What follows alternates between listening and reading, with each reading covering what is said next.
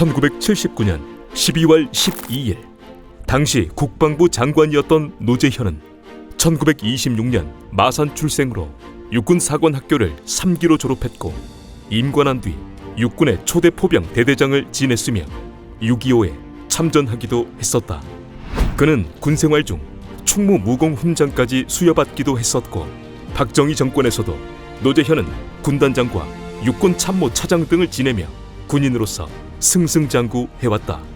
그리고 노재현은 국군 역사상 이례적인 진급을 하게 되는데 그 시작은 그가 육군 참모총장으로 임명되는 1972년부터였다. 1972년 육군 참모총장 자리에 유력했던 인물은 월남전의 영웅이라 불리던 최명신이었다. 하지만 최명신은 박정희의 삼선 개헌과 장기 집권에 대해 반대하는 입장을 보여 박정희의 눈밖에 나고 말았고 이후 군에서 예편되었다. 그리하여 물망에 올랐던 노재현이 참모총장으로 임명되었고 이후 그는 3년간의 참모총장을 거쳐 1975년 합참의장, 1977년에는 국방부 장관에 연속해서 임명되는 이례적인 진급을 하게 되었다. 노재현이 국방부 장관으로 임명된 지 2년 정도 지난 1979년 10월 당시 대통령이었던 박정희가 역사 속으로 사라지는 사상 초유의 11.6이란 사건이 일어나고 말았고 전국에는 비상계엄령이 선포되었으며 권력 지형은 크게 흔들렸다.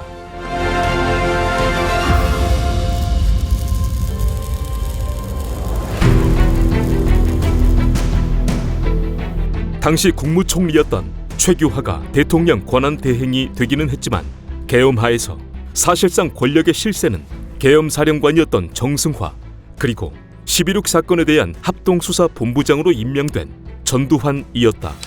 권력의 실세로 부상한 전두환은 자신이 차관급 관료의 회의를 주재하는 등 월권 행위를 했고 이때 정승화는 전두환의 월권이 지나치다 싶어 전두환을 따로 불러 행동을 조심히 하라며 질책하기도 했었다. 그리고 정승화는 노재현에게도 몇 차례 전두환을 다른 부대로 전출 보낼 것을 건의했지만 노재현은 번번이 시기가 좋지 않다는 이유를 들며 좀 기다려보자는 입장을 보였다. 결국 이러한 소식들이 전두환에게도 전해졌고 자신들을 제거하려 한다는 소식을 들은 전두환은 보안사의 허화평, 허삼수, 이학봉 등과 내란방조죄라는 명분으로 정승화를 제거할 12.12라는 계획을 세웠다.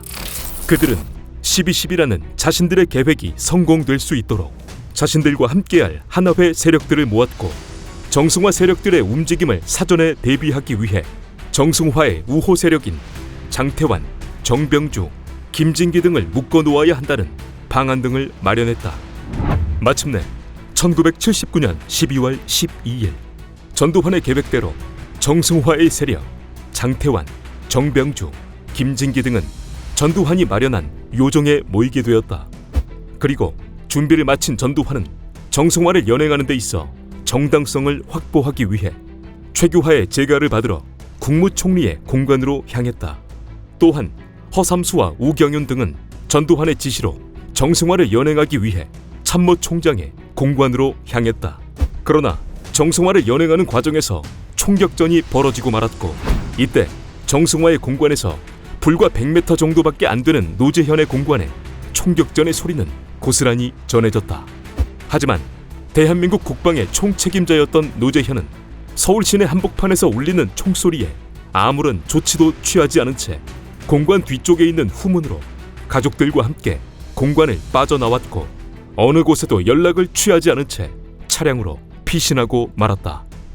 한편 전두환은 정승화의 연행에 대한 최규하의 재가를 받으려 했지만 이 사안은 국방부 장관이 보고해야 될 사안이라며 버티게 되었고 결국 전두환은 재가를 받지 못했다.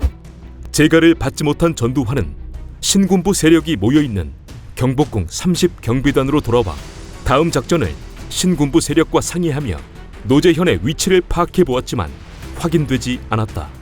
그 무렵 정승화가 연행되었다는 소식에 각자의 부대로 돌아간 장태환, 정병주, 김진기 등은 신군부에 맞서 만만치 않게 대항했고 그들 역시 노재현의 위치를 파악해보았지만 역시 연락이 닿질 않았다. 이후 전두환은 황영시, 유학성, 차규환, 백운택, 박희도 등과 한 번 더 정승화의 연행에 대한 재가를 받기 위해 최규하의 공관으로 향했고, 정승화의 연행은 전군의 뜻이라며 재가를 받으려 했다. 하지만 이때에도 최규하는 끝까지 노재현을 데려오라며 끝내 재가하지 않았다. 전두환과 신군부는 최규하의 재가를 받기가 어려워지자 노태우의 구사단 병력을 서울로 출동시켰고, 일공수를 출동시켜 육군본부와 국방부를 장악하게 했다. 같은 시각 장태환 등의 인물들도 신군부에게 대항해 보았지만 군 내부 곳곳에 있었던 하나회 세력들로 인해 그들에게 대항하기란 쉽지 않은 일이었다. 그렇게 1979년 12월 12일의 시간은 흐르고 있었고, 많은 사람들이 애타게 찾았던 노재현은 정승화가 연행된 지 3시간이 넘도록 서울 시내를 배회하다 자신의 가족들을 지인의 집에 머물게 한 채 자정이 되어갈 무렵 육군본부의 모습을 드러냈고, 그제서야 상황에 대한 보고를 받았다. 육군본부에 모습을 드러낸 노재현은 일공수가 쳐들어올 수 있어 6번도 안전하지 못하다는 이야기에 미 8군 벙커로 자리를 옮겨 미국과 상황을 정리해보려 했지만 여의치 않아지자 다시 국방부로 자리를 옮겼다. 자정이 지난 시각 전두환의 지시를 받은 박희도의 일공수는 육군본부를 장악한 뒤 국방부까지 장악했고, 노재현은 이때 일공수의 병력에게 발견되어 전두환과 신군부가 모여있는 보안사령관실로 이동하게 되었다. 그렇게 보안사령관실로 이동한 노재현은 정승화 연행에 대한 결재 서류에 전두환의 요구에 따라 서명을 하게 되었다. 그리고 그 무렵 노재현은 전두환과 신군부에 맞서던 장태환에게도 전화를 걸어 너는 왜 싸우려고만 하냐며 내 지시에만 따르면 된다는 말과 함께 이제 부대를 철수시키고 상황을 끝내라는 말을 하게 되었다. 이후 장태환은 서빙고 분실로 끌려가게 되었고, 장태환은 노재현의 그 전화로 인해 모든 것이 끝났음을 알게 되었다고 자신의 회고록을 통해 전했다. 그리고 긴박한 상황에 연락이 되지 않았던 노재현이 원망스러웠음을 전하기도 했다. 정승화가 연행된 지 11시간 만인 12월 13일 새벽 5시경 노재현은 전두환의 지시나 다름없는 말에 따라 정승화 연행에 대한 재가를 받기 위해 최규하의 공관으로 향했다. 이때에도 최규하는 정승화 연행은 불법이라며 재가할 수 없다는 입장을 보였다. 하지만 노재현은 최규하에게 죄송하지만 일은 이미 벌어졌고 효력이 있던 없던 재가를 해야 한다는 말을 전했다. 결국 최규하는 재가는 했지만 사후 재가라는 점을 알리기 위하여 결재 서류에 날짜 그리고 시간을 함께 적어 놓았다. 그렇게 12.12는 전두환과 신군부의 계획대로 되었고, 그들은 이 한 장의 사진을 남겼다. 노재현은 12월 13일 오후 담화문을 통해 12.6 사건 연루 혐의로 정승화가 연행되었고, 이와 연관된 일부 장성 또한 구속되었으며 새로운 육군 참모총장과 계엄사령관직에는 이희성이 임명되었음을 발표했다. 그리고 그는 다음 날인 12월 14일 국방부 장관 자리에서 물러나야 했다. 국방부 장관 자리에서 물러난 후 자연인으로 살던 노재현은 경제계로 옮겨 1981년부터 한국종합화학공업사장, 비료공업협회 이사장과 회장, 그리고 한국자유총연맹 총재 등을 지냈다.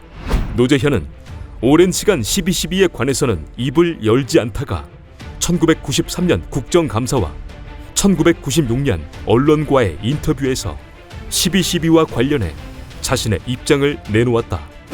12.12에 있어 무책임한 자세이지 않았냐는 질문에 노재현은 자신은 12.12가 전두환의 소행이라고는 전혀 생각하지 못했고 괴한이나 김재규에 남아있는 세력의 소행이라 생각했음을 답했다.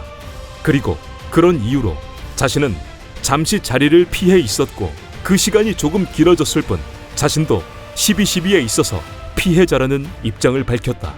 또한 자신이 결재 서류에 서명을 한 이유에 대해서는 자신이 서명을 하지 않으면 사퇴 수습이 되지 않을 것 같아 서명했음을 전한 바 있다.